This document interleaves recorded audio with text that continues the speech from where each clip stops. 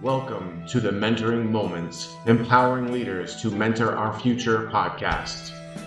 I am Dr. Rob Wadawa and believe that through teacher and leader mentorship, we can impact our future through our influences on students.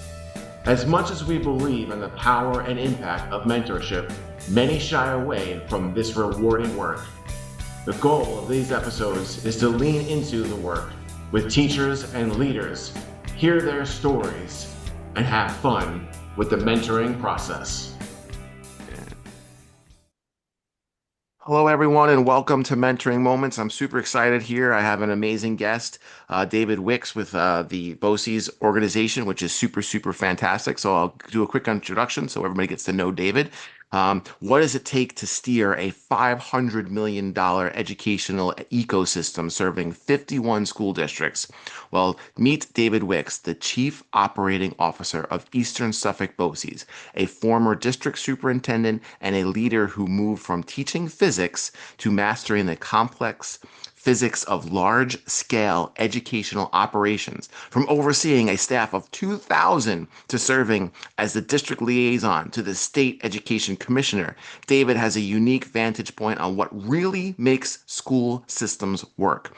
He's the strategic mind ensuring buses run, budgets balance, and the big picture visions become operational realities, all while championing equity across the entire region.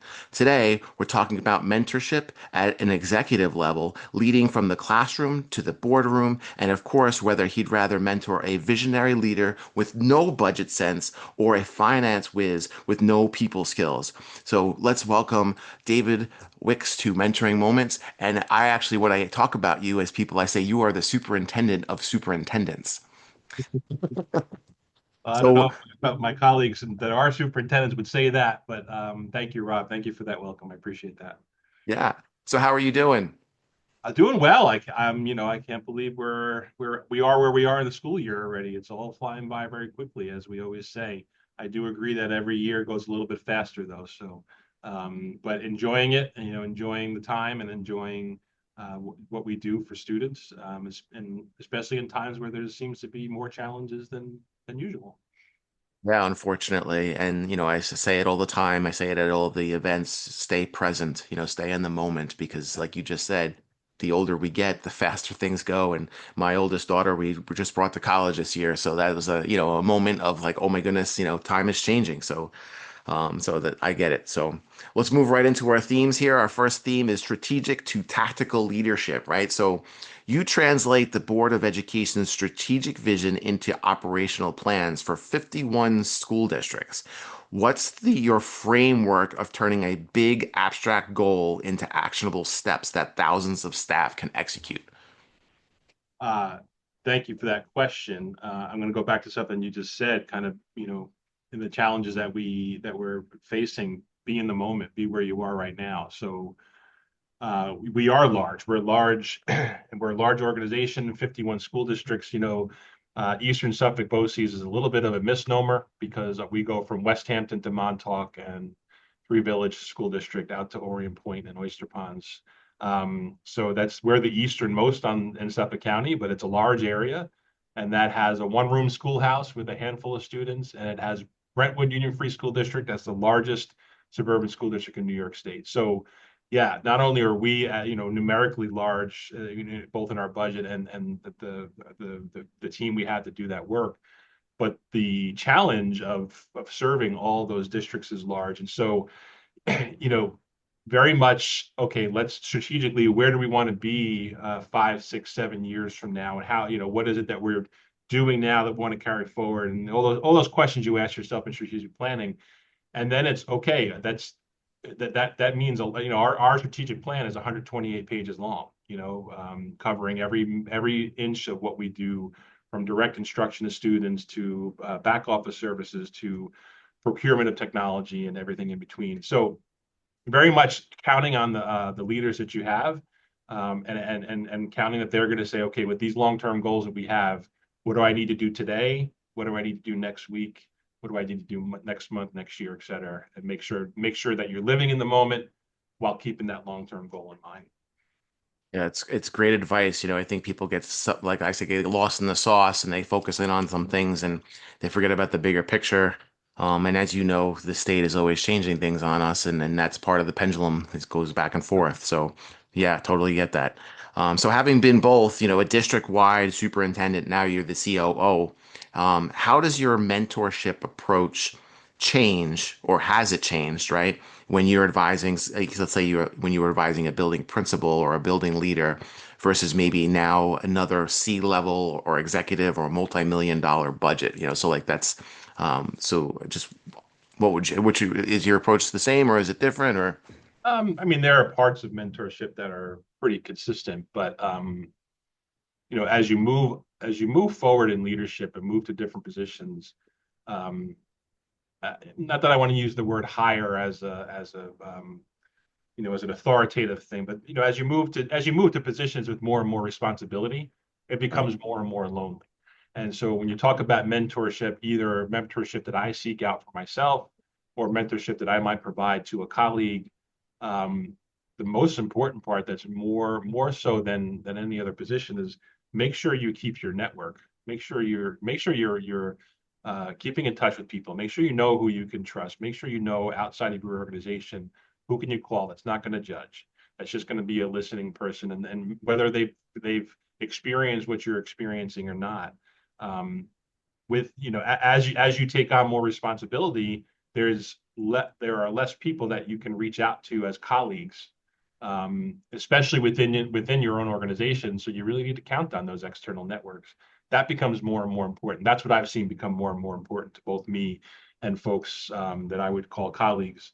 If we don't do that, we can get lonely real quick. Yeah, you touched on something that I've talked about in the past where, people always talk about mentors within the organization. And as leaders, I say oftentimes it's really good to have a network of people outside. And you specifically would have a challenge, I think, because you're now leading districts, superintendents. So your pile of friends is probably much smaller because you don't necessarily want to be talking to everybody about what's going on in that space. So I totally get that. And when I talk about mentorship, I talk about the cycle that I've developed over the last couple of years. Whereas, you start as a teacher, and then somebody taps you on the shoulder to become an administrator, and then they hopefully learn to be a leader, and then that leader starts to teach teachers to be better, so they become a teacher again. So that whole cycle is tremendously important. And what you're just talking about is as you move through the ladders, there's less and less people that you can, for lack of a better term, trust.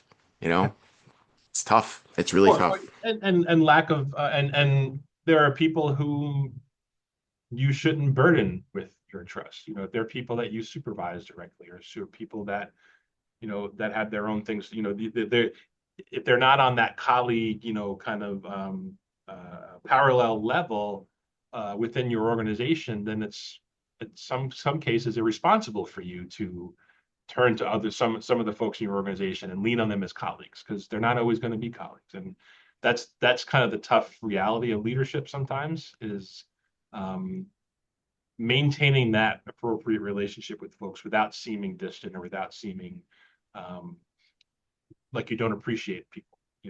That's Right. been the most difficult part for me, I would say. Yeah, because we always talk about how the biggest piece of leadership is the relationships. You and I've talked about that so many times. And, but when you are in that type of situation, it's tough. And, so it's funny. The other day I do my handwritten thank you notes, and somebody had said to me, "Why are you doing these?" I'm like, because it matters, because I want those people to know that I appreciate them, even though it's a small feat. I wrote a note to, his name is Louis. He's one of the custodial gentlemen that drives the truck for our marching band. And he just does it on his own, like just because he does it. Why not write him a thank you note, And it's so important to do those things. And, you walk into spaces and you see that they appreciate that you appreciate them. So it's kind of funny. But yes, there's a balance there. So moving into some operationalizing your equity and your mission, right? So this has been something that's been interesting. You and I share a very common thread of, you've worked on the work of equity and inclusion, and I at one point had the coordinator of DEI. So you've been noted as championing, the DEI work. How do you operationalize diversity, equity, and inclusion in concrete terms within areas like transportation, facilities, and finance, and departments that you don't always see at its core function? Do we have a couple minutes for me to give some history here? Of course. Because I think it's important to hear my journey and kind of where I was before my journey started and where I'm at now. My journey started in the district that I used to work in, and um, I was an assistant superintendent for curriculum instruction there, and we were identified by New York State for specifically disproportionality of suspension of African American male students with disabilities. Um, and unfortunately, that's not an uncommon thing for a lot of districts. I wasn't the only one that year, that's for sure. We weren't the only one. But I coincidentally through BOCES, through what used to be known as the RSC task, we were recommended to work with a group out of NYU that at that point was known as the TAC-D, Technical Assistance Center for Disproportionality. And I'm not going to lie to you, I dragged my feet into it. I didn't see the value in it because why would I have? Because no one had ever intentionally, in every experience that I had had in education, nothing about what I learned through that group had ever been taught to me before. There was no intentionality to teach about the things that we learn when we talk about disproportionality. So I dragged my feet into it, but I knew it was something we needed to do. And the people I worked with there, I don't say this lightly, changed me as a person forever. And it was work that I started and gained momentum in Riverhead when I left Riverhead in 2016 to come to BOCES as district superintendent. I was working with the chief operating officer at the time who also was getting questions from our board, the Eastern Suffolk BOCES board, of at that point it was really about workforce diversity. What are we going to do to make our teachers look more like our kids? And that was a very common question to be asked in the world of diversity, back in 2016 and beforehand. Um, and it kind of reignited the spark that I had lit in Riverhead. And the two of us, the district superintendent and the chief operating officer, then took on this monumental task of taking an organization as large as ours and leading diversity, equity, and inclusion initiatives within it. And we did that. And I won't bore us with all of the stories, but when you ask how do you do that internally, how do you get it to spread to transportation, to you need to, first of all, you need to, every opportunity you get, train your folks that you have and hire folks when you have the opportunity that see the value in this work. And then we got to a point as district superintendent and chief operating officer where we said to the board, we're to the point where we can't lead this work alone anymore. We need somebody, we need a position that's not here right now to make sure to lead this within the agency, not do the DEI work, but Right. assist and guide and provide structure for all the leaders in this agency, which there are many, to make sure that their parts of the agency are leading with an equity lens. And that's where our Office of DEI came from, and our Director of DEI came from. And that's an office that now, what we say, faces internally, helping us internally in our, like you said, our 2,000 plus employees, and helping us to make sure we're all experiencing this, and also helping districts that choose to partner with us to do that work. So I hope I at least touched on your question, but that's Yeah. you have to make sure that it's part of everything you do. It's not Hmm. just it's not just part of a plan, but it's embedded in the plan. It's not just part of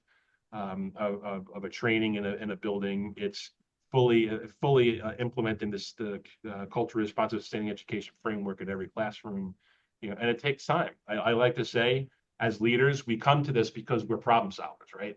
Right. Most of us were drawn to leadership because we know how to solve problems, and we find some sort of satisfaction. This problem is never going to be completely solved in our lifetime, and that's why people struggle with it outside of the politics of it, to make sure it's not sitting on one person's shoulders. Right. um, and we're moving forward for sure. Yeah, no, 100%. And you said something that I've recently been hearing people like that you're gonna do the work, right? And it's Yeah. like, somebody's like just wanted to slap the tag on like we do DEI, and it's like you can't just do it. Like, or I want you to do, Portrait of a Graduate. No, no, you have to live and breathe it, and it's a part of you. It's a part of the organization. And, and I love how you said we are problem solvers because that's truly the way I feel, as a leader. Like I really enjoy the process of problem solving, and it really does allow us to bring people together to work together to hopefully build a new thing. But it's definitely a challenge because, and like you said, it's never going to be solved in our lifetime, and that's why people are so afraid of it. So. Yeah. So is there a story that you might have that like where you were struck to manage like some operational risk, whether it's, a budget pitfall or a labor issue or something that directly impacted students? And what was your first like go-to approach? We're outside of the world of equity, right? No, we're still in the world of equity. Oh, If okay. you, yeah, I mean, so yeah, when you're doing this, especially when you're as large as we are, and I don't want to just keep on leaning on our size because smaller organizations have history and culture as well. yeah, Um, First of all, when we first started this work, uh, the reaction we had from a lot of folks, and I don't disagree with this, is we're already doing this because of what we do. Especially when you look at the special education services we provide. How do you do what we do, which is miraculous, angelic, amazing, work. What we do for our students. How do you do that if you're not already inclusive and equitable? Um, and so one of the biggest tasks was just getting people to understand that just because we're asking you to lead with a to come into this with an open mind doesn't mean we don't think you're already doing it, but we want to make sure we're doing it across the board. Um, so one thing I'll say is we have instituted and are continuing um, uh, curriculum audits. So we've instituted a process where teams from different buildings will kind of swap buildings for the day, and they'll go through each building with a with an equity rubric of sorts and look for things that they initially looking for things that they feel provide equity, provide that inclusion, and then sit with their colleagues and trade notes on that. And the next step there is, let's talk about, okay, now let's audit and try to find those things that maybe could be done a little bit better and improve. And that's tough. That's a tough thing to lead, uh, especially when you have people that feel they're doing it already, and they are. And it's just a matter of just like anything else in education, just like anything else in anything that we should be doing is just because you want to be better or someone's asking you to think about how you could do it differently doesn't mean what you're doing is not incredible. And so I guess that would be is the toughest thing for us, for me anyway, has been leading through that and encouraging people to move forward and making sure they understand that they're valued while saying how can we be better. we talk about the growth mindset in the world of mentorship, and not many people truly live in that growth mindset. Somebody will say, "Yeah, I'm open to feedback," and then you give them feedback, and they don't want feedback. So that's always a challenge. And I love how you talk about the building swap. That's what I'm calling it. Mhm. I say to teachers regularly, um, you know, they think they're having a tough moment in the district that they work, and you go, well, wouldn't you love to trade places with somebody in that place? And I'd love to pick them up and put them in that place and let them live there for a week and then come back and, and then Yeah. complain, you know. So it's great work. So let's transition to the physics of leadership from a classroom to the COO. So your career began as a physics teacher.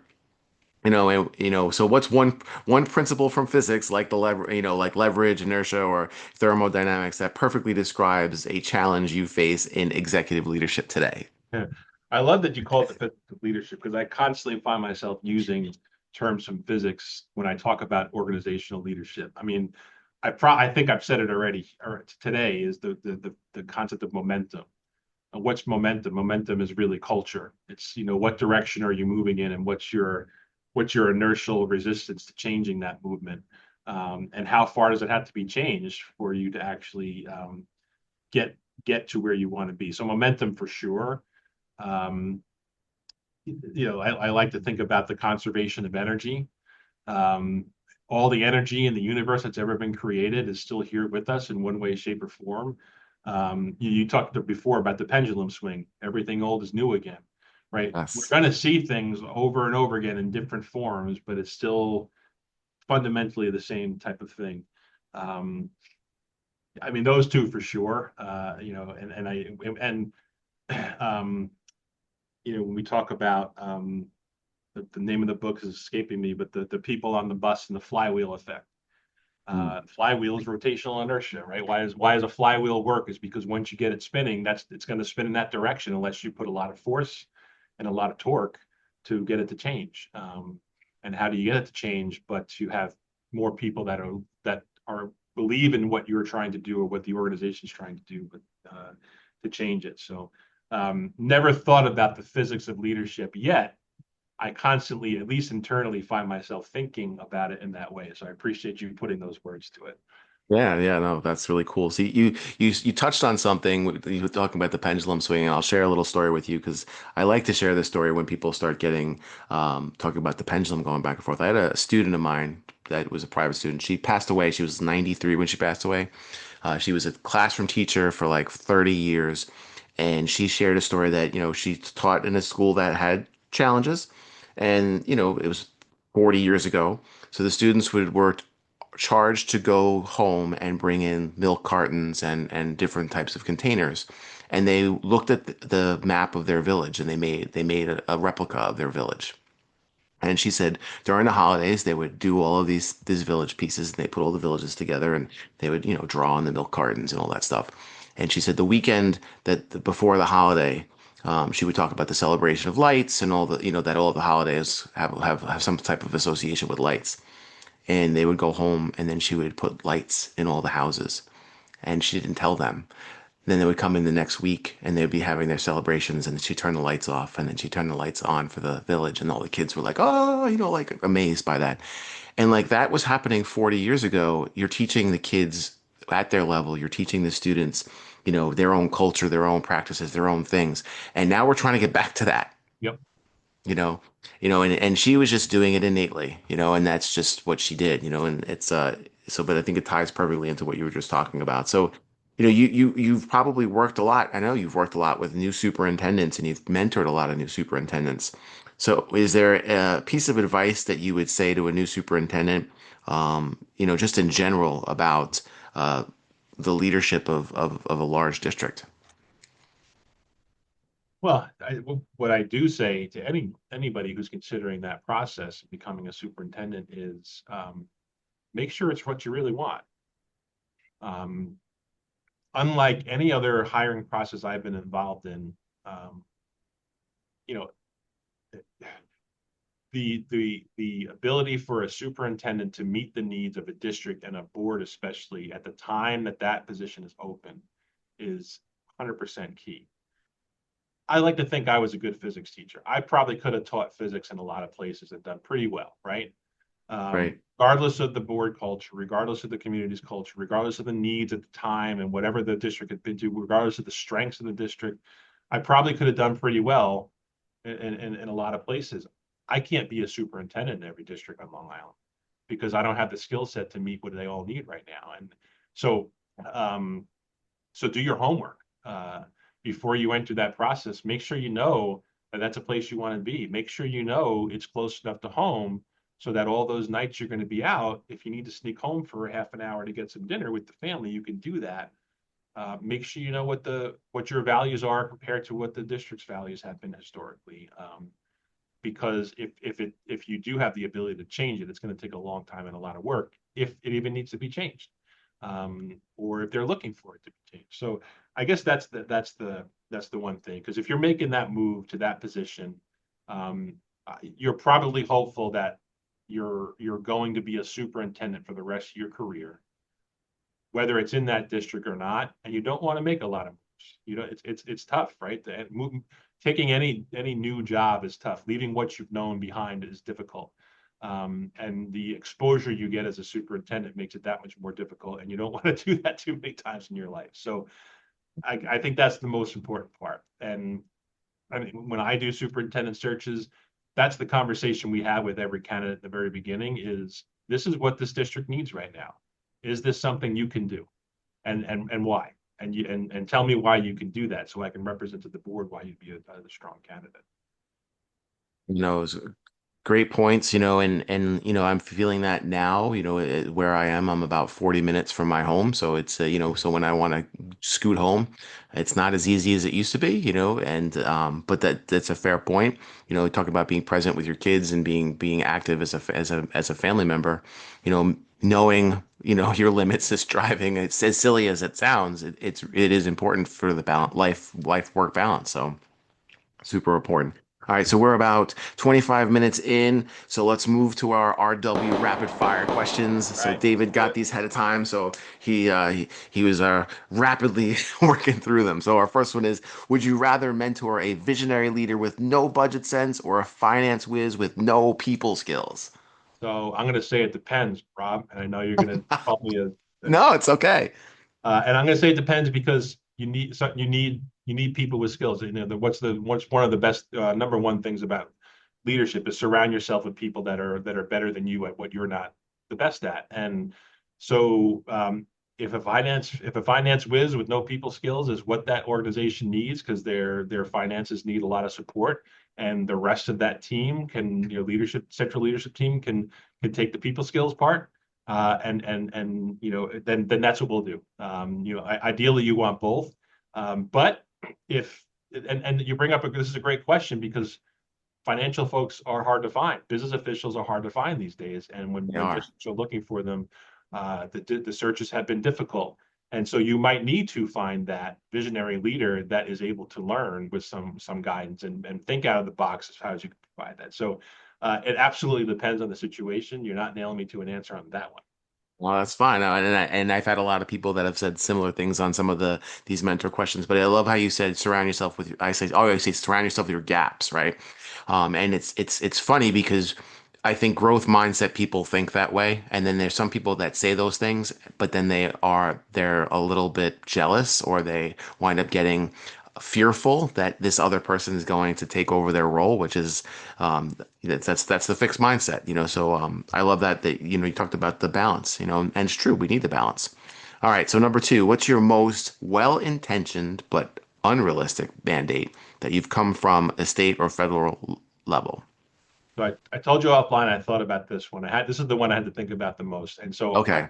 I'm going to change the question to most well-intentioned but unexpected response. Oh, nice. Okay. Because I don't feel that what I'm going to speak to you about is unrealistic, but the response was unexpected for sure. And that's the whole regionalization initiative that SCD started last September. Um, so you know that I transitioned from district superintendent to chief operating officer a couple of years ago. Um, Yes. as a district superintendent, I was involved in conversations for a couple of years about this idea of regionalization and why it was there. And I don't want to go into it. And I respect people's feelings and opinions. And um, I just say I approached this with a significant amount of internal historical knowledge as to why it came to be. And it was at nothing for nothing but to help districts provide better services to their kids if their size or amount of resources they had was proving to be a barrier. Um, and without getting into the details, the response that we saw from the Long Island region was unexpected. I think some would tell you that we should have expected it, but it certainly was to the degree that it was unexpected. But you know what? We pushed through, and as a BOCES and my colleague Dr. Varela, who's our district superintendent, led an incredible initiative to pull together as many districts that would come to us and have a conversation about what are we doing that works for you right now? What is it that we can do to help you that's not happening? And what is it you can do together that maybe isn't happening right now? And we came out with a great plan. We had 28 of our 51 school districts participate in that process. And it's given us kind of a roadmap as to what what are we doing that could meet some of these needs that maybe we people just don't know about, or what can we amplify that we're doing that can meet some of these, and maybe there's something brand new that we haven't even thought of yet that can help to meet these needs that our districts came together to tell us they are looking for. That's all it was ever meant to do. And it's going to be done, and those that choose to take advantage of the things that come out of this, but more power to them. The 20, the 23 districts that chose not to take part in the planning process, if we put something forward out of this process that would help one of those 23 districts, then by all means come on board, because we're here to help the 150 plus thousand kids that we serve in our region. And whether you chose to be part of the process or not is not going to get in the way of you being able to better serve kids. That's all ever was meant to be. Yeah, there was a lot of noise with that, and it's funny. I recently was in another school district doing a visit for a program that I have in my district, and I was having a discussion about this, talking about the portrait of a graduate work, where we're headed, and this regionalization conversation came up, and we were talking about as we move towards these pathways and all of these opportunities for kids, school districts are going to have to look next door and have to say, you have cosmetology, oh, but you have automotive. How can we work together to get our kids to get that, right? And a And lot of I folks are already doing that, right? Yeah, they It's are. not a They new idea, are. and we would support that. Yeah. So we were talking about even having pathways in our high school for kids that are interested in being an educator, pathways for kids that are interested in some of the things that we haven't really talked about yet, which is interesting. But we're going to build space for that. And I think it's going to be fantastic for our kids. And I don't think there's anything that you and I are going to kind of see in our leadership lifetime. You and I will kind of have our hands kind of in the pot as we're trying to move some of it. But I think as it takes way, you and I have about 10 years, 10, 13, 15 years left, but who knows how long this is going to take. So our final question is whiteboard strategy session or a polished PowerPoint presentation? All right. So are you asking me which of these do I prefer, or which one's more effective? Like, what are you asking me to answer here? So if you as a presenter, what is your go-to? What are you grabbing? I think I probably lean towards the PowerPoint because that's what we're most used to, and most of the presentations I'm involved in are showcasing things about our organization or showcasing programs to people that might not know as much about them as I do. So you need that visual.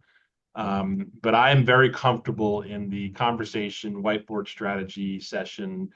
Let's sit down and talk and throw your questions at me. I'm far more comfortable in that situation, to be honest with you, than talking to you for an hour and hoping you have questions at the end. Yeah, no, I hear you. No, 100%. I totally get that.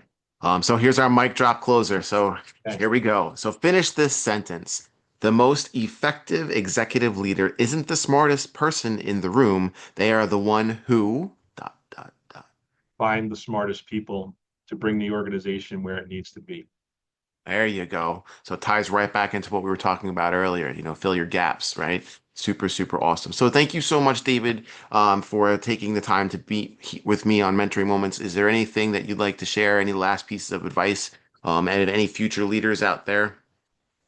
Future leaders, connect with people. I offer myself as a person from BOCES. My job is to serve, and I offer that to anyone who's watching this podcast. If you ever wonder about, working through leadership and different parts of the island and what we do as a BOCES, make those connections, take those offers, and send an email to somebody and say, what would be best for me to do to prepare for this position, whatever you're looking for. Don't be afraid to ask those questions, because if a leader is not open to answering that question, then they shouldn't be in leadership.